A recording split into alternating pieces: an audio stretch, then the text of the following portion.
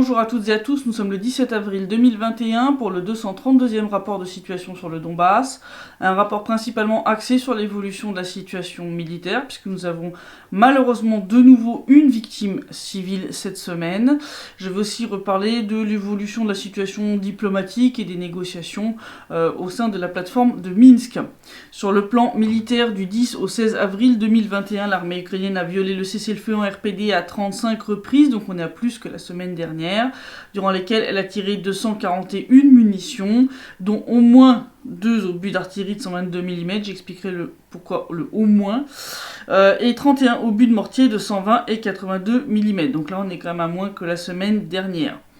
Il faut y rajouter les 13 violations du cessez-le-feu et les 89 munitions, dont 5 obus d'artillerie de 122 mm et les 43 obus de mortier de 120 et 82 mm plus 2 missiles anti-chars tirés par l'armée ukrainienne durant les dernières 24 heures. Ces tirs, comme je le disais, ont fait un mort parmi les civils et 2 blessés parmi les soldats de la RPD. Et ils ont endommagé 3 habitations ainsi que des lignes électriques et un transformateur. Les pertes hors combat de la semaine côté ukrainien sont de 1 mort et 5 blessés. Et malheureusement, en parallèle de cette poursuite de l'escalade en termes de nombre de bombardements, l'armée ukrainienne continue de déployer des armes lourdes près de la ligne de front. Les services de renseignement de l'RPD ont détecté cette semaine le déploiement de 82 pièces d'armement lourd en violation des accords de Minsk, c'est-à-dire plus que la semaine passée. On a dans le détail 2 obusiers MST-AB de 152 mm, 2 obusiers D-30 de 122 mm, 2 canons anti-chars Rapira de 100 mm, un système de défense antiaérien OSA, 6 systèmes de défense antiaérien Streladis, 5 systèmes de défense antiaérien Zouchka, 3 systèmes de défense antiaérien Shilka, 21 chars d'assaut T-80, 3 chars d'assaut T-64, 13 véhicules de transport de troupes blindées type BTR, 13 véhicules de combat d'infanterie type BMP, une automitrailleuse type BRDM et 7 véhicules de transport de troupes type MT-LB. Et puis bien entendu, pour cacher tout ça, l'armée ukrainienne continue de brouiller les signaux des drones de l'OSCE de manière massive, comme le montre la carte de cette semaine. Donc on continue là-dedans, on continue. Et donc comme je l'ai annoncé, cette semaine l'artillerie de 122 mm a fait son retour. C'est la première fois depuis 2 mois qu'elle est de nouveau utilisée par l'armée ukrainienne. Elle a été utilisée d'abord le 14 avril au soir. L'armée ukrainienne a tiré sur la périphérie nord de Donetsk, depuis ses positions situées près d'Opitnoye. D'abord, le CCCC a cru que c'était de l'obus de mortier de 120 mm. Mais le lendemain, en se rendant sur place, les représentants de l'RPD au sein du CCCC se sont rendus compte que plusieurs des obus, au moins 2 d'entre eux, c'est pour ça que je vous ai dit au moins 2 obus d'artillerie de 122 mm cette semaine, c'est qu'au moins 2 des 5 obus qui avaient été comptés par le CCCC se sont avérés être non pas du mortier de 120 mm, mais de l'artillerie lourde de 122 mm. Donc on en a un qui a laissé un énorme cratère, typique, ça c'est pas de l'obus de mortier, et on en a un qui a atterri dans un arbre en fait à proximité de l'immeuble, où justement a été tué ce civil.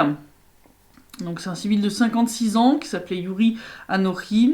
Il se trouvait, semble-t-il, sur le balcon de sa cuisine en fait, quand le bombardement a eu lieu. Donc l'obus est tombé dans l'arbre qui est non loin de l'immeuble et les éclats ont volé partout à environ 4-5 mètres de hauteur.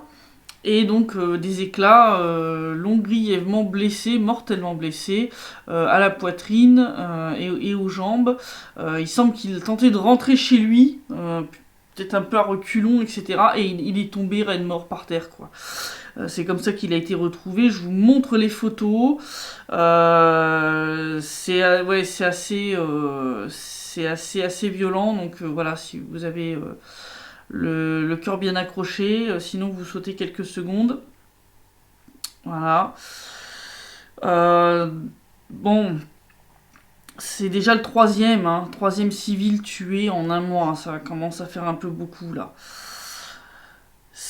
Toutes les photos que je vous montre là, elles ont été prises bien entendu par la représentation de l'RPD au sein du CCCC. On peut voir un peu les dégâts. Ce bombardement, en plus d'avoir tué ce civil, a endommagé 2 habitations, ainsi qu'un transformateur et plusieurs lignes électriques. La RPD a fait des demandes via le CCCC pour que s'arrêtent les tirs. L'armée ukrainienne n'en a eu strictement rien à faire. Le même jour, une autre habitation a été endommagée à Staromikhaïlovka, cette fois, donc au sud-ouest de Donetsk, lorsque l'armée ukrainienne a tiré à la mitrailleuse lourde sur le village. Et alors, ce qui est le plus cynique et le plus ignoble concernant le bombardement qui a coûté la vie à ce civil de 56 ans, c'est que au Pitnoye, donc qui est la localité près de laquelle l'armée ukrainienne est stationnée et depuis laquelle elle a mené en fait ses tirs, il y avait des garanties de sécurité qui avaient été données par la RPD pour que des travaux de réparation puissent être menés dans le village. Et l'Ukraine a profité de ces garanties de sécurité pour mener son tir d'artillerie, en étant sûr de ne pas se prendre un tir de réponse. Bon, j'ai pas besoin de vous dire que la RPD a retiré les garanties de sécurité après ça. Mais ça en dit long quand même, hein, sur les méthodes de l'armée ukrainienne. Hein, voilà. C'est pas la seule chose un peu inquiétante, le fait que l'artillerie de 122 mm est de nouveau utilisée. Autre chose inquiétante, c'est qu'on continue de voir des redéploiements d'armes lourdes côté ukrainien. Donc là, par exemple, on a une vidéo qui a été prise près de Mariupol, donc qui est sur la route, et on voit des voitures de l'OSCE qui doublent le convoi, ce qui veut dire que l'organisation internationale est parfaitement au courant de ce redéploiement massif côté ukrainien. Hein. Voilà, ils peuvent pas dire qu'ils n'ont pas vu. Donc moi, quand on commence à venir faire chier la Russie parce qu'elle mène des exercices près de la frontière, si vous voulez, bon, à un moment, il faut peut-être un peu arrêter, quoi. Voilà, parce que le redéploiement des armes côté ukrainien, vous le voyez, hein, vous doublez les véhicules, donc vous pouvez pas dire que vous ne les avez pas vus, quand même. Voilà, bon, en tout cas pour moi, ce redéploiement, tout comme le bombardement des zones résidentielles avec de l'artillerie lourde, ça montre clairement qu'on va pas du tout vers une désescalade, ça montre très clairement que les propos là, récents des officiels ukrainiens sur le fait que l'Ukraine ne veut pas régler le conflit du Donbass par la force, bah, c'est du pipeau. Il y a des gens qui s'y sont laissés prendre en mode ah bah vous voyez, ils se sont calmés après les avertissements de la Russie. Bah non, je vais y revenir en détail, hein, je vais vous expliquer un petit peu, parce que bon, ça fait quand même plus d'un mois qu'on est dans un phénomène d'escalade continue, d'accumulation d'armes lourdes près de la ligne de front côté ukrainien, de déclarations bellicistes de la part des officiels ukrainiens, et donc là, d'un seul coup, après la fameuse déclaration de Dmitri Kozak, dont je vous ai parlé la semaine dernière, tac, volte-face, là, l'Ukraine nous l'a joué, mais non, on veut régler pacifiquement le conflit, on veut pas du tout mener une offensive, c'est de la désinformation. Donc bon, il y en a qui y ont cru, tu vois, qui se sont dit ah bah c'est bon, les risques de guerre, de reprise de la guerre dans le Donbass sont très faibles. Sauf qu'en fait pas du tout, c'est juste une énième opération de communication. Je vous explique. Donc on en a eu plusieurs qui s'y sont mis. On a eu d'abord Ruslan Khomchak, le commandant en chef de l'armée ukrainienne, qui a déclaré qu'une offensive de l'Ukraine dans le Donbass, c'est un gros fake, que ça ferait inévitablement de nombreuses victimes, y compris parmi les civils, et que, soi-disant, ça serait inacceptable pour Kiev. Oui, je mets soi-disant, parce que, bon, là, quand on en est à 3 victimes civiles en un mois, avec des tirs systématiquement délibérés sur des zones résidentielles, bon, me dire que c'est inacceptable pour vous de risquer de tuer des civils, si tu veux, là, faut un level de cynisme et de fils de puterie, si tu veux, voilà, hein, c'est level cosmique, quoi, tu vois. Il a ajouté, hein, donc la priorité c'était le règlement politique et diplomatique du conflit du Donbass, mais que voilà, les forces armées ukrainiennes étaient prêtes à une réponse adéquate en cas d'escalade du conflit. Il a été suivi par Reznikov, là, le vice-premier ministre, qui a assuré que Kiev n'a pas l'intention de récupérer le Donbass par la force, ni de répéter ce qui s'est passé à Srebrenica. Il a expliqué que l'Ukraine veut régler le conflit par la voie diplomatique, à travers les 2 plateformes que sont le format Normandie et celle de Minsk. Le petit problème, c'est que celle de Minsk, il la qualifie de plateforme consultative. Je vais y revenir. Et alors la dernière de ce petit concerto en P mineur fut la porte-parole de Zelensky, la Yulia Mendel, qui a déclaré que l'Ukraine ne pouvait pas attaquer son propre territoire et combattre sa propre population. Oui, elle a osé.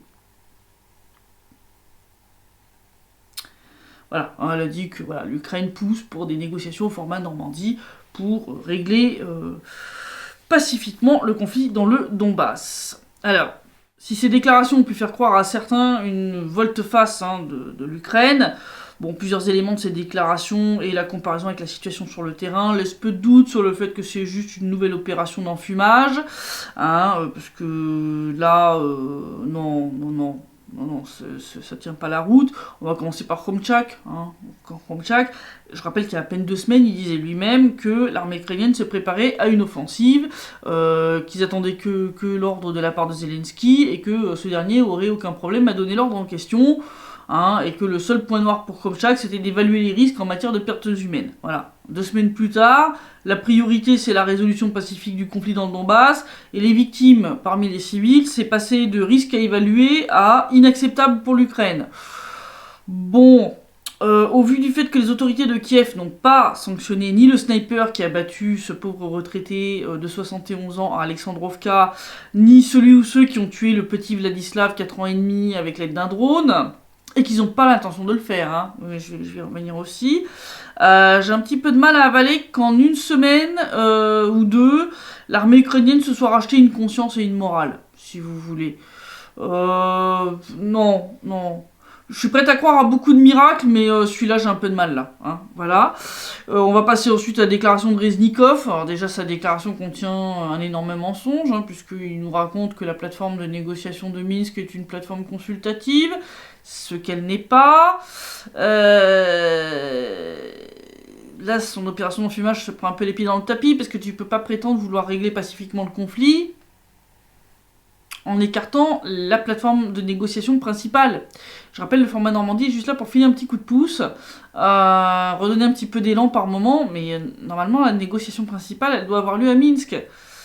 Donc, je veux dire, là en fait, ils ont laissé un peu transparaître leur leitmotiv depuis que Zelensky est président, c'est d'essayer d'attirer la Russie, d'impliquer la Russie dans les négociations, puisque je rappelle que au sein de la plateforme de Minsk, la Russie, comme l'OSCE, n'est que médiatrice. Par contre, au sein du format Normandie, elle est un pays participant, puisque la RPD et la RPN ne font pas partie du format Normandie. Donc c'est là, la Russie est là en fait pour les représenter. Donc ce qu'ils veulent avec ce truc du format Normandie, c'est dire, vous voyez, on doit négocier avec la Russie, tu vois, essayer de mettre de côté la RPD et la RPL pour essayer de faire passer ce qui est une guerre civile, essayer de faire passer ça pour une guerre internationale, tu vois, entre la Russie et l'Ukraine, ce que c'est pas du tout, je le rappelle encore. Ouais. Donc voilà, donc c'est un petit peu compliqué, tu vois, de raconter comme Reznikov qu'on veut régler pacifiquement le conflit dans le Donbass via la négociation, tout en disant publiquement que tu considères la plateforme de négociation comme étant purement consultative. Bon, c'est un petit peu compliqué aussi, quand dans le même temps, Reznikov nous avait sorti qui refusait de retourner négocier à Minsk après la fin de la quarantaine, etc. Et puis, sans parler du cinéma qu'ils nous ont fait avec les refus de négocier à cause de la présence de Maya, Pirogova. Voilà, s'il n'y avait pas tout ça, si tu veux, déjà, il gagnerait un petit peu en crédibilité, mais là, zéro. Bon, pareil avec la déclaration de la porte-parole de Zelensky, parce que pour oser sortir que l'Ukraine ne peut tout simplement pas attaquer son propre territoire et ne peut pas combattre sa propre population, alors que c'est exactement ce que fait l'Ukraine depuis 7 ans dans le Donbass, si tu veux, là, faut une dose de culot stratosphérique et d'hypocrisie chevillée au corps. Parce que là, fallait oser. D'ailleurs, Sergei Lavrov l'a taclé en disant que c'était du foutage de gueule et que ce qu'elle disait que l'Ukraine ne peut pas se permettre de faire, c'est justement exactement ce qu'elle fait depuis le coup d'état du Maïdan. Donc là, ils se sont pris un gros taquet dans la tête de la part de la Russie, parce que là, ils ont dit ça va bien les conneries 5 minutes. Alors, bon, suite à tous ces mensonges, forcément, les déclarations des officiels ukrainiens concernant le fait que Zelensky aurait demandé à discuter avec Vladimir Poutine et sur la préparation d'un prochain sommet au format Normandie, on s'est tous dit que c'était des gros fakes. Donc, les journalistes ont dû interroger Peskov, le porte-parole du Kremlin, pour savoir ce qui était vrai et ce qui était faux. Tu vois, on en est à un tel niveau que tu es obligé de faire vérifier chaque déclaration. Bon, alors, les propos de la Yulia Mendel sur le fait que Zelensky aurait demandé à discuter avec Vladimir Poutine pour parler de l'escalade du conflit dans le Donbass, gros fake, puisque Peskov a indiqué qu'il n'y a eu aucune requête récente pour une telle discussion. Donc, gros mensonge. Bon, par contre, il a confirmé que les conseillers politiques des pays du format Normandie travaillent effectivement activement pour essayer de préparer un nouveau sommet. Mais, il a ajouté que les discussions sont très difficiles, qu'il fallait être patient et que la Russie continue d'exiger qu'au moins une partie des accords qui avaient été, de l'accord qui avait été trouvé lors du précédent sommet à Paris soit appliqué avant qu'on puisse organiser une prochaine réunion, parce que ça sert à rien de rediscuter de ce qu'on a déjà signé 20 fois, ça suffit. Hein. Le problème, c'est que les faits sur le terrain et les déclarations de certains hommes politiques ukrainiens ne laissent pas vraiment présager qu'on se dirige vers une application de l'accord de Paris, hein, parce qu'on a eu quand même un député du parti de Zelensky, là, le Yuri Misyagin, qui a publié sur son mur Facebook un post dans lequel il vante le fait que pour la première fois, un drone turc, les fameux Bayraktar, a volé dans le Donbass pour une mission de reconnaissance. Et il a appelé la Russie à rapatrier les armes qui se trouvent en RPD et en RPL avant que les drones turcs ne les détruisent, comme ils l'ont fait avec l'équipement militaire du Haut-Karabakh. Alors bon, si c'est à coup de drone Bayraktar que l'Ukraine compte régler pacifiquement le conflit dans le Donbass, je pense que les officiels ukrainiens devraient vérifier leur dictionnaire. Parce que j'ai pas la même définition du mot pacifiquement. Hein, l'adverbe pacifiquement, il doit pas avoir le même sens en ukrainien et en français, je sais pas. Je veux dire... Non, là c'est... Quand tu vois ça, puis le fait que l'Ukraine est toujours pas foutue d'appliquer le cessez-le-feu, qui est quand même le premier point des accords de Minsk. Excusez-moi, mais les déclarations des officiels ukrainiens... Ça sent pour moi le gros mensonge qui vise à redonner une meilleure image médiatique de l'Ukraine. Parce que l'arrivée des drones Bayraktar dans le Donbass, la poursuite des bombardements, les morts parmi les civils, l'usage de l'artillerie lourde, et les déploiements d'armes lourdes qui se poursuivent, ça montre clairement que l'Ukraine n'a pas changé de cap, malgré les mises en garde de la Russie. Hein, ce que Kiev essaye de faire avec ses jolies déclarations pacifique, je mets des gros guillemets, c'est juste de se redorer l'image, hein, pour faire croire qu'elle est la victime. Parce que c'est clair que quand tu tiens des grosses déclarations bien bellicistes, après pour jouer le rôle de la victime, c'est un peu compliqué. Tu vois, on va te remettre les déclarations sous le nez en te disant ouais, mais enfin là, tu te fous un peu de la gueule du monde.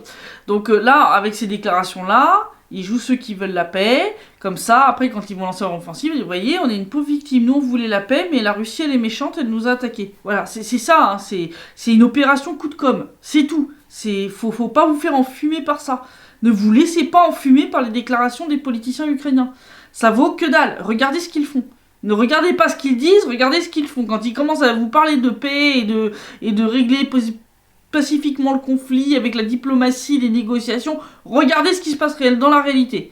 Voilà, et regardez les déclarations de certains officiels un peu moins en vue, comme certains députés du parti de Zelensky, et vous allez voir que vous avez une image qui est complètement différente. Voilà.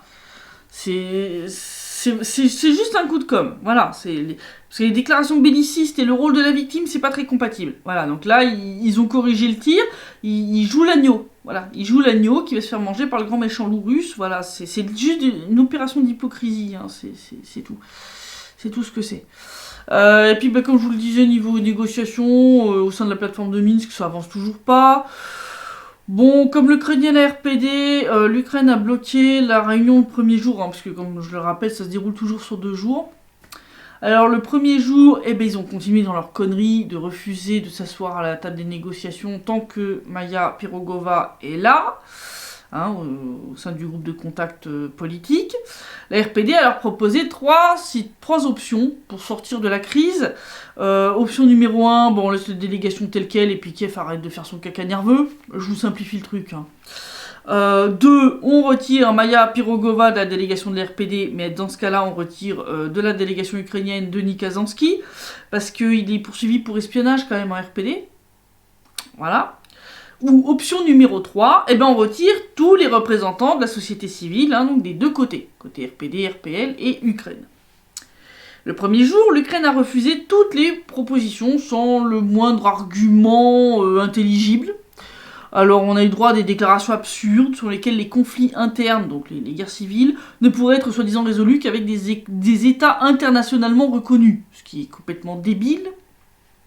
Hein, non, si t'as un conflit interne, faut le régler en interne, en discutant avec l'autre partie au conflit. C'est pas en discutant avec Tartampion qui a rien à voir dans l'histoire que tu vas régler l'affaire. Ces excuses étaient tellement débiles, pour vous dire, que ça a même gavé l'OSCE. Ils ont réussi ça. Ils ont réussi à gaver l'OSCE. Et donc là, l'OSCE a fait pression sur Kiev et leur a dit d'arrêter les conneries. Résultat, le deuxième jour, la réunion a enfin pu avoir lieu en revenant à l'ancien format de négociation, c'est-à-dire que les officiels, et donc c'est l'option numéro 3 qu'avait proposé les RPD, si on retire tous les représentants de la société civile, mais des deux côtés. Voilà. Donc on y est enfin arrivé, donc merci à l'OSCE d'avoir un peu haussé le ton, enfin c'est quand même regrettable qu'il ait fallu qu'on ait, combien, 3 ou 4 réunions pourries par ce chantage débile, avant que vous vous décidiez à hausser un peu de la voix et à taper du poing sur la table. C'est quand même votre job en tant que médiateur de faire ça. Donc vous auriez dû le faire dès la première réunion. Voilà, mais bon, merci déjà de l'avoir fait quand même, parce que là, au bout d'un moment, ça devenait n'importe quoi. Bref. Bon, pour autant, la réunion n'a pas été hautement productive, hein, bien entendu. Ça n'a rien donné sur le plan politique. L'Ukraine a passé son temps à demander à Gryzlov, le représentant russe, de faire des propositions, de donner son avis sur la façon dont il fallait mettre en œuvre les parties politiques des accords de Minsk. On n'a rien compris. Enfin, bon, Gryzlov, bonne patte, a donné quelques conseils. Hein, bon, on va voir si l'Ukraine les suit. Lors de la réunion en charge des cautions de sécurité, alors l'Ukraine refuse donc d'enquêter et de sanctionner les soldats responsables de la mort donc de ce retraité de 71 ans à Alexandrovka et de la mort du petit Vladislav, 4 ans et demi, à Alexandrovskoye. Voilà, ils ont dit que c'était des histoires inventées. Voilà, ils continuent sur leurs histoires que c'est des fakes. Non, on n'organise pas des funérailles bidons. Non. Là, faut arrêter là.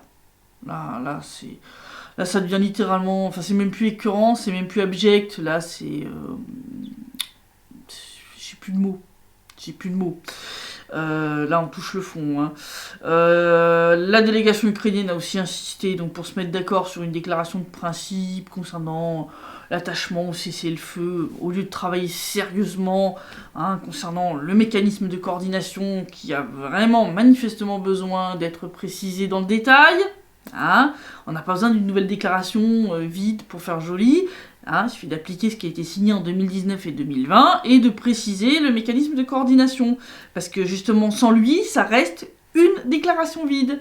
Voilà. C'est à cause de ça qu'on est dans cette situation-là. Voilà. Ils ont aussi donc essayé d'impliquer, la délégation ukrainienne a essayé d'impliquer la Russie dans l'application du cessez-le-feu et des mesures additionnelles alors qu'elle n'a rien à voir là-dedans. On comprend rien à ce qu'ils foutent.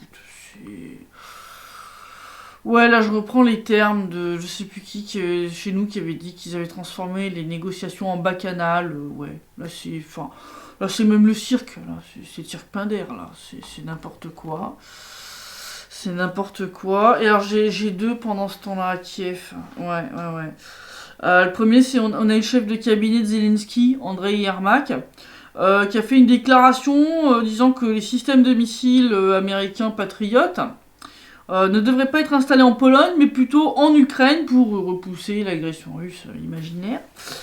Bon, soit Yermak est vraiment un débile, soit il est suicidaire. Parce que ça, c'est une très mauvaise idée pour l'Ukraine à deux titres.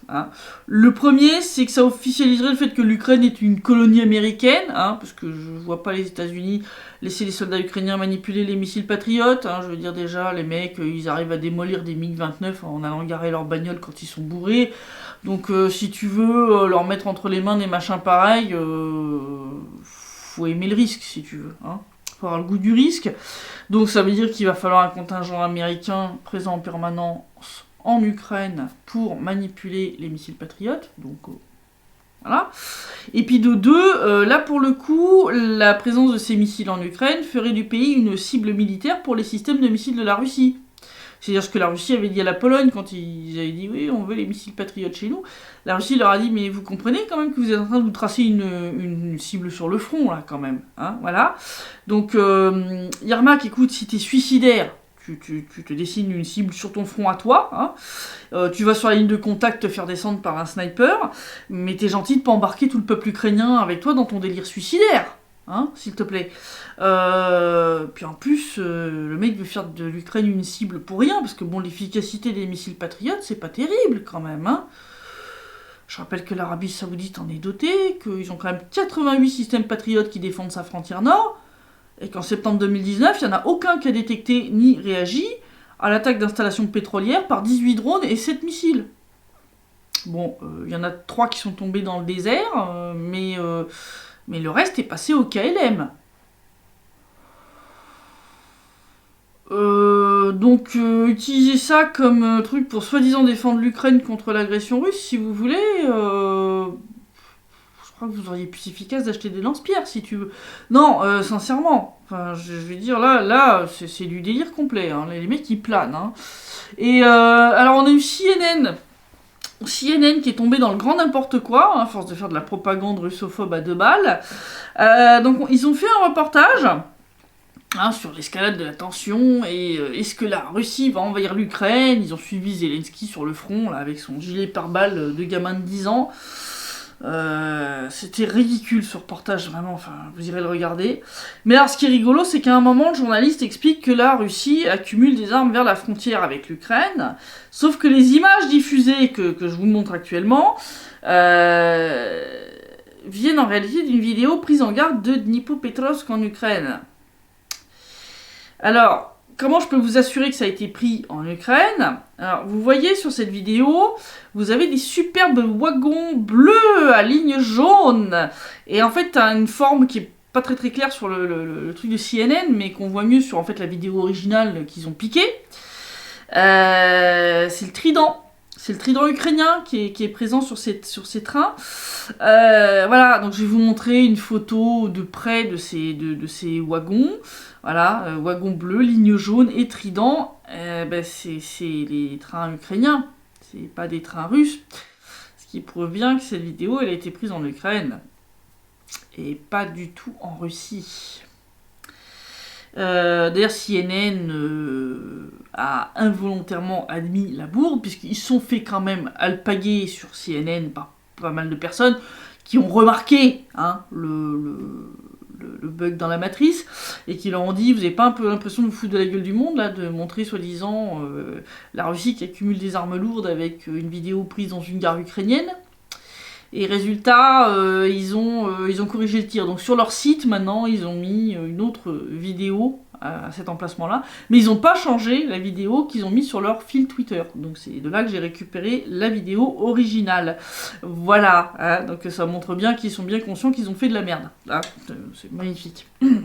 Bref. Pour conclure, comme on peut le voir, la situation, je pense, ne va pas aller en s'arrangeant. D'autant plus que là, il y a des infos qui circulent. J'ai pas pu vérifier l'authenticité de l'information, parce qu'il y a des sources d'infos où ils ont supprimé le truc. Mais il semble qu'il y a un flyer qui est distribué actuellement au sein des unités ukrainiennes, que je vous montre maintenant.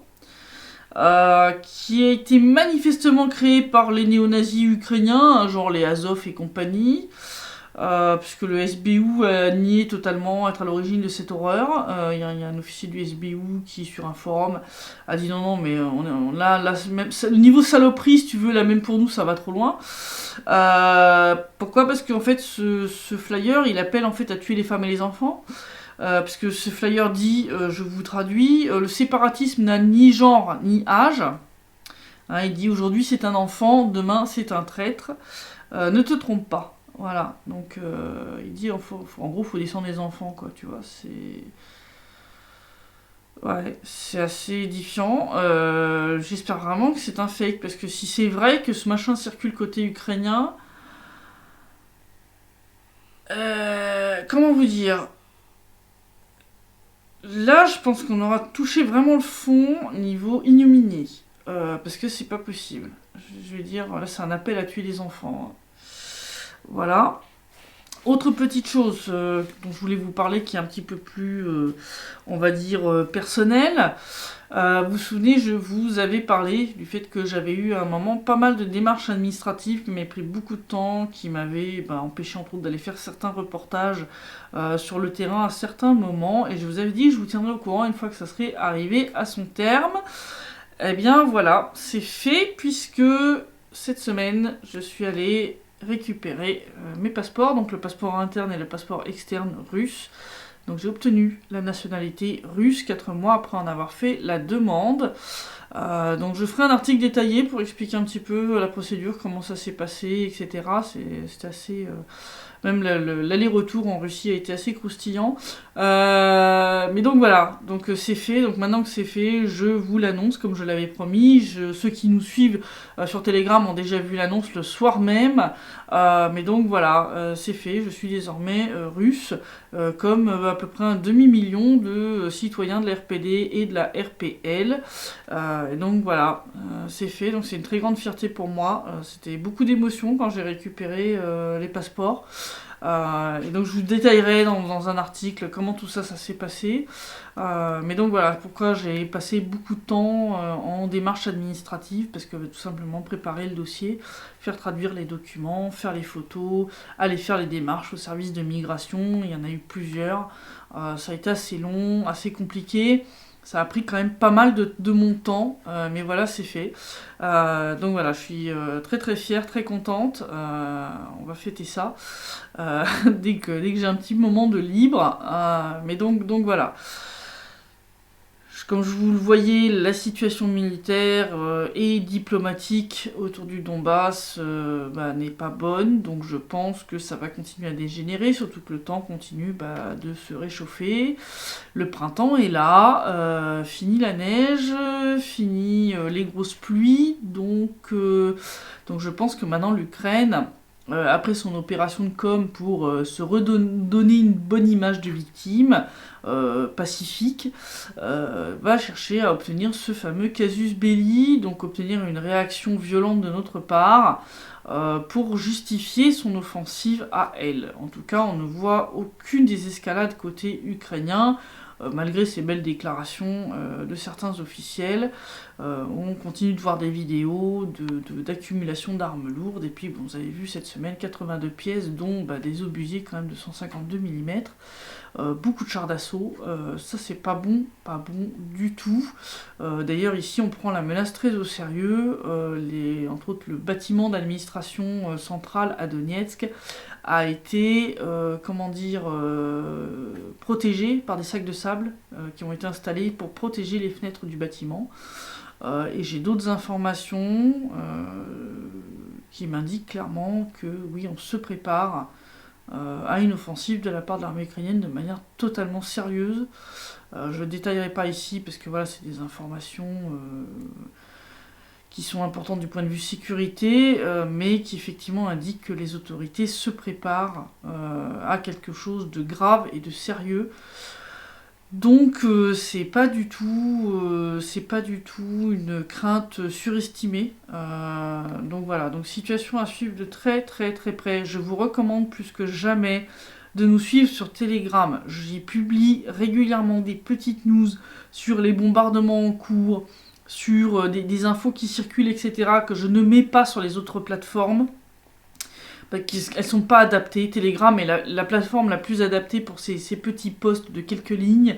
Donc vraiment, suivez-nous sur Telegram, je vous y encourage. Surtout que là, les États-Unis ont pris des sanctions contre plusieurs sites d'information alternatives, dont Southfront, pour les empêcher de continuer leur travail. Donc ils vont être censurés, ils vont être privés de leur compte PayPal, etc., etc. Newsfront aussi est dans le collimateur des États-Unis. Donc il y a quatre médias comme ça qui vont subir des sanctions de la part des États-Unis, donc ils vont se faire bloquer tous leurs comptes sur les réseaux sociaux américains. Donc c'est pour ça que je vous dis, passez sur Telegram et Contact. C'est extrêmement important si vous voulez rester informé. Sans ça, du jour jour au lendemain, on peut subir les mêmes sanctions et se retrouver privé de compte Facebook, de compte Twitter. Donc vraiment, passez à Contact et à Telegram de manière rapide, parce que là, ça devient vraiment urgent. Voilà. Donc je vous dis à la semaine prochaine pour le prochain rapport de situation, et d'ici là, portez-vous bien.